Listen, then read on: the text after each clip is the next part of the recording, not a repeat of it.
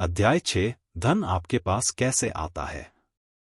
जब मैं कहता हूं कि आपको तीखे सौदे करने की जरूरत नहीं है, तो मेरा मतलब यह नहीं है कि आपको कोई सौदे करने की जरूरत ही नहीं है, या यह कि आपको अपने साथियों के साथ कोई भी लेन देन करने की जरूरत नहीं है। मेरा मतलब है कि आपको उनके साथ अनुचित व्यवहार करने की जरूरत नहीं होगी।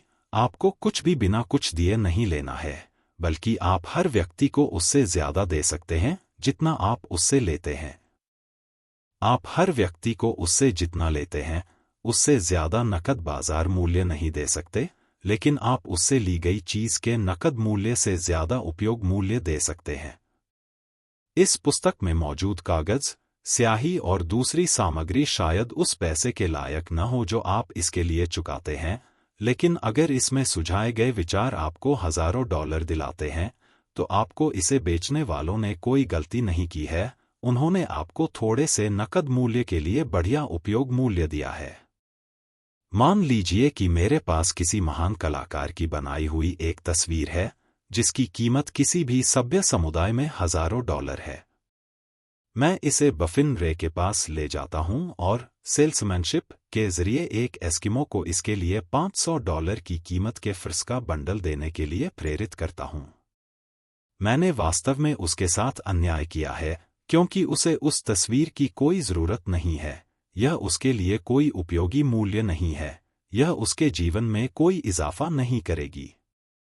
लेकिन मान लीजिए कि मैं उसे उसके फर के बदले $50 की बंदूक देता हूं, तो उसने अच्छा सौदा किया है। उसे बंदूक की जरूरत है, इससे उसे और भी फर और बहुत सारा खाना मिलेगा। यह हर तरह से उसके जीवन में इजाफा करेगा, यह उसे अमीर बनाएगा। जब आप प्रतिस्पर्धा से रचनात्मक स्तर पर पहुंचते हैं, तो आप अपने व्यापारिक लेनदेन को बहुत सख्ती से परख सकते हैं, और अगर आप किसी व्यक्ति को कोई ऐसी चीज बेच रहे हैं जो उसके जीवन में उस चीज से ज्यादा इजाफा नहीं करती जो वह आपको बदले में देता है, तो आप उसे रोक सकते हैं। आपको व्यापार में किसी को हराने की जरूरत नहीं है, और अगर आप ऐसे व्यापार में हैं जो लोगों को हराता है, तो तुरंत उससे बाहर निकल जाए। हर व्यक्ति को उससे नकद मूल्य के रूप में जितना लेते हो उससे अधिक उपयोग मूल्य दो, तब आप प्रत्येक व्यापारिक लेनदेन के माध्यम से विश्व के जीवन में योगदान कर रहे होंगे। यदि आपके पास काम करने वाले लोग हैं, तो आपको उनसे वेतन के रूप में जितना भुगतान करते हैं उससे अधिक नकद मूल्य लेना चाहिए, लेकिन आप अपने व्यवसाय को इस तरह व्यवस्थित कर सकते हैं कि यह उन्नति के सिद्धांत से भरा हो, और ऐसा करने की इच्छा रखने वाला प्रत्येक कर्मचारी हर दिन थोड़ा आगे बढ़ सके। आप अपने व्यवसाय से अपने कर्मचारियों के लिए वही करवा सकते हैं जो यह पुस्तक आपके लिए कर रही है। आप अपने व्यवसाय को इस तरह चला सकते हैं कि यह एक तरह की सीढ़ी बन जाए जिस पर चढ़कर हर कर्मचारी जो परेशानी उठाएगा वह खुद अमीर बन सकता है, और अगर मौका मिलने पर वह ऐसा नहीं करता है तो इसमें आपकी कोई गलती नहीं है। और अंत में, चूंकि आपको अपने धन का निर्माण निराकार पदार्थ से करना है जो आपके पूरे वातावरण में व्याप्त है, इसका यह मतलब नहीं है कि वे वातावरण से आकार लेंगे और आपकी आंखों के सामने अस्तित्व में आएंगे। उदाहरण के लिए, यदि आप एक सिलाई मशीन चाहते हैं, तो मेरा मतलब यह नहीं है कि आपको सिलाई मशीन के विचार को तब तक चिंतनशील पदार्थ पर अंकित करना है जब तक कि मशीन आपके बैठने के कमरे में या कहीं और हाथों के बिना न बन जाए। लेकिन यदि आप एक सिलाई मशीन चाहते हैं, तो इसकी मानसिक छवि को सबसे सकारात्मक निश्चितता के साथ रखें कि यह बन रही है या आपके पास आने वाली है। एक बार विचार बनाने के बाद, सबसे पूर्ण और निर्विवाद विश्वास रखें कि सिलाई मशीन आ रही है। इसके बारे में कभी भी न सोचें, न ही इसके बारे में किसी अन्य तरीके से बोलें, सिवाय इसके कि यह निश्चित रूप से आएगी। इसे अपना माने। यह सर्वोच्च बुद्धि की शक्ति द्वारा आपके पास लाया जाएगा जो मनुष्यों के दिमाग पर काम करती है। यदि आप मेन में रहते हैं, तो हो सकता है कि टेक्सास या जापान से कोई व्यक्ति किसी ऐसे सौदे में शामिल होने के लिए लाया जाए जिसके परिणामस्वरूप आपको वह मिल जाए जो आप चाहते हैं। यदि ऐसा है, तो यह पूरा मामला जितना आपके लिए फायदेमंद होगा, उतना ही उस व्यक्ति के लिए भी फायदेमंद होगा। एक पल के लिए भी मत भूलिए कि चिंतनशील पदार्थ सभी के माध्यम से, सभी में है, सभी के साथ संवाद कर रहा है और सभी को प्रभावित कर सकता है। पूर्ण जीवन और बेहतर जीवन जीने की चिंतनशील पदार्थ की इच्छा ने पहले से बनी सभी सिलाई मशीनों का निर्माण किया है और यह लाखों और का निर्माण कर सकता है, और जब भी मनुष्य इच्छा और विश्वास से इसे गति देगा और एक निश्चित तरीके से कार्य करेगा। आपके घर में निश्चित रूप से एक सिलाई मशीन हो सकती है, और यह भी उतना ही निश्चित है कि आपके पास कोई अन्य चीज या चीजें हो सकती हैं जो आप चाहते हैं और जिसका उपयोग आप अपने जीवन और दूसरों के जीवन की उन्नति के लिए करेंगे। आपको बड़े पैमाने पर मांगने में संकोच करने की जरूरत नहीं है। यीशु ने कहा, तुम्हें राज्य देना तुम्हारे पिता की इच्छा है। मूल तत्व वह सब कुछ जीना चाहता है जो आप में संभव है और चाहता है कि आपके पास वह सब हो जो आप सबसे भरपूर जीवन जीने के लिए उपयोग कर सकते हैं या करेंगे। यदि आप अपनी चेतना पर यह तथ्य स्थापित कर लें कि धन संपत्ति के लिए आपकी जो इच्छा है वह सर्वशक्तिमान की अधिक पूर्ण अभिव्यक्ति की इच्छा के साथ एक है, तो आपकी आस्था अजेय हो जाती है। एक बार मैंने एक छोटे लड़के को पियानो पर बैठे देखा और व्यर्थ ही कुंजियों से सामंजस्य लाने की कोशिश कर रहा था, और मैंने देखा कि वह वास्तविक संगीत बजाने में अपनी असमर्थता से दुखी और उत्तेजित था। मैंने उससे उसकी परेशानी का कारण पूछा और उसने उत्तर दिया, मैं अपने अंदर संगीत महसूस कर सकता हूँ, लेकिन मैं अपने हाथों को सही तरीके से नहीं चला सकता। उसके अंदर का संगीत मूल तत्व की इच्छा थी, जिसमें जीवन की सभी संभावनाएं समाहित थीं। संगीत का जो कुछ भी था वह बच्चे के माध्यम से अभिव्यक्ति की तलाश कर रहा था।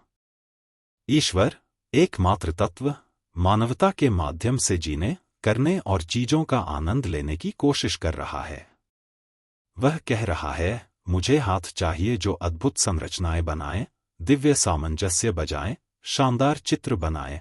मुझे पैर चाहिए जो मेरे कामों को पूरा करें, आंखें जो मेरी सुंदरता को देखें, जीभ जो महान सत्य बताएं और अद्भुत गीत गाएं, इत्यादि। जो कुछ भी संभव है वह मनुष्यों के माध्यम से अभिव्यक्ति की तलाश है।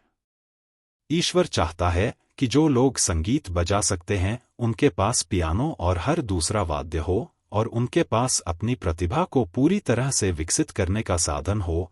वह चाहता है कि जो लोग सुंदरता की सराहना कर सकते हैं वे खुद को सुंदर चीजों से घेर सकें। वह चाहता है कि जो लोग सत्य को समझ सकते हैं उन्हें यात्रा करने का हर अवसर मिले और ध्यान से देखो। वह चाहता है कि जो लोग कपड़ों की सराहना कर सकते हैं उन्हें सुंदर कपड़े पहनाए जाए, और जो लोग अच्छे भोजन की सराहना कर सकते हैं उन्हें शानदार भोजन दिया जाए। वह ये सब चीजें इसलिए चाहता है क्योंकि वह खुद ही इनका आनंद लेता है और इनकी सराहना करता है। यह परमेश्वर ही है जो खेलना, गाना, सुंदरता का आनंद लेना, सत्य का प्रचार करना, बढ़िया कपड़े पहनना और बढ़िया भोजन खाना चाहता है। पौलुस ने कहा, परमेश्वर ही है जो तुम्हारे अंदर इच्छा और काम करने का काम करता है। धन के लिए आपकी जो इच्छा है वह अनंत है। वह आपके अंदर खुद को अभिव्यक्त करना चाहता है, जैसे उसने पियानो पर बैठे छोटे लड़के में अभिव्यक्ति की तलाश की थी। इसलिए आपको बड़े पैमाने पर पूछने में संकोच करने की जरूरत नहीं है। आपका काम भगवान को अपनी इच्छा को केंद्रित करना और व्यक्त करना है। यह ज्यादातर लोगों के लिए एक मुश्किल बात है। वे इस पुराने विचार को बनाए रखते हैं कि गरीबी और आत्मबलिदान भगवान को प्रसन्न करते हैं। वे गरीबी को योजना का एक हिस्सा, प्रकृति की जरूरत मानते हैं। उनका विचार है कि भगवान ने अपना काम पूरा कर लिया है और वह सब कुछ बना दिया है जो वह बना सकता है, और ज्यादातर लोगों को गरीब ही रहना चाहिए क्योंकि उनके पास खाने के लिए पर्याप्त नहीं है। वे इस गलत विचार को इतना मानते हैं कि उन्हें धन मांगने में शर्म आती है। वे बहुत मामूली योग्यता से ज्यादा कुछ नहीं चाहते, बस इतना ही चाहते हैं कि वे काफी सहज महसूस करें। मुझे अब एक छात्र का मामला याद आता है जिसे बताया गया था कि उसे अपनी इच्छा की स्पष्ट तस्वीर अपने मन में बनानी चाहिए ताकि उसके रचनात्मक विचार निराकार पदार्थ पर अंकित हो सकें। वह एक बहुत गरीब आदमी था, किराए के घर में रहता था और उसके पास केवल वही था जो वह दिन प्रतिदिन कमाता था, और वह इस तथ्य को समझ नहीं पाया कि सारी संपत्ति उसकी है। इसलिए इस मामले पर विचार करने के बाद उसने फैसला किया कि वह अपने सबसे अच्छे कमरे के फर्श के लिए एक नया गलीचा और ठंड के मौसम में घर को गर्म करने के लिए एंथ्रेसाइट कोयले का स्टोव मांग सकता है। इस पुस्तक में दिए गए निर्देशों का पालन करते हुए उसने कुछ महीनों में ये चीजें प्राप्त कर लीं, और फिर उसे एहसास हुआ कि उसने पर्याप्त नहीं मांगा था।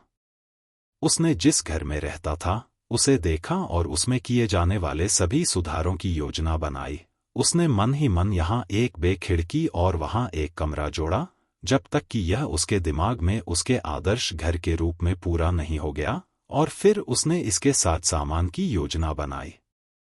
अपने दिमाग में पूरी तस्वीर को रखते हुए उसने निश्चित तरीके से जीना शुरू कर दिया, और जो वह चाहता था उसकी ओर बढ़ गया, और अब वह घर का मालिक है और अपनी मानसिक छवि के अनुसार उसका पुनर्निर्माण कर रहा है।